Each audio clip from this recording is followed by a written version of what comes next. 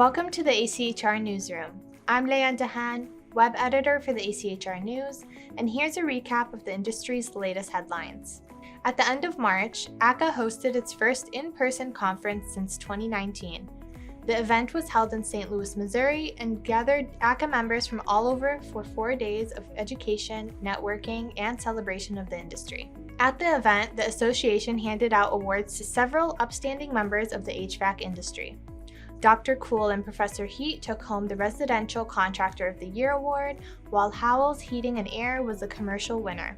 Other awards included the Spirit of Independence Award, the Elite Marketing Master Award, the ACCA Coolest in Congress Award, and the ACCA Distinguished Service Award. The Biden administration plans a renewed focus on indoor air quality as part of its latest response to the ongoing coronavirus pandemic. The White House's IAQ initiative was broadly outlined in its 97-page National COVID-19 Preparedness Plan, which was issued in early March. Steps include a publicity campaign to promote ways to improve IAQ and financial assistance to state and local governments and schools for HVAC system upgrades.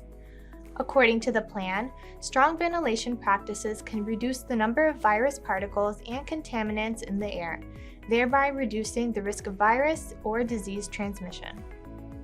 The Environmental Protection Agency also issued a Clean Air in Buildings Challenge with guidelines intended to help building owners and managers improve the quality of the air inside the buildings they operate. The HFC phase-down and impending transition to lower global warming potential refrigerants were top of mind at the recent AHR Expo. At several educational sessions, industry experts talked about how the phase-down would affect the industry, as well as what steps should be taken to prepare for the move to the new refrigerants, several of which are mildly flammable.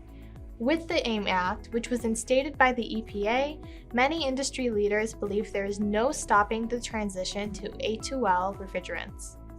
A spokesperson from the ESCO Institute said, "The number one question I get is when is this coming, and I can tell you yesterday." As of today, there are 4 states that allow the sale and installation of R32 units. R32 is an A2L refrigerant. The pandemic has created a number of winners and losers over the last 2 years, with some businesses closing down completely and others doing quite well. For the most part, HVAC contractors fell into the latter category, as consumers invested in things like IAQ and ventilation. Contractors hope to keep that momentum going, but that hinges on being able to obtain the equipment and components necessary for their customers, as well as finding the skilled labor necessary to install them correctly. Vice President and owner of Crockett Facility Services, Mark Crockett, said, "Every part of the supply chain is impacted, which means price increases as well as longer equipment lead times.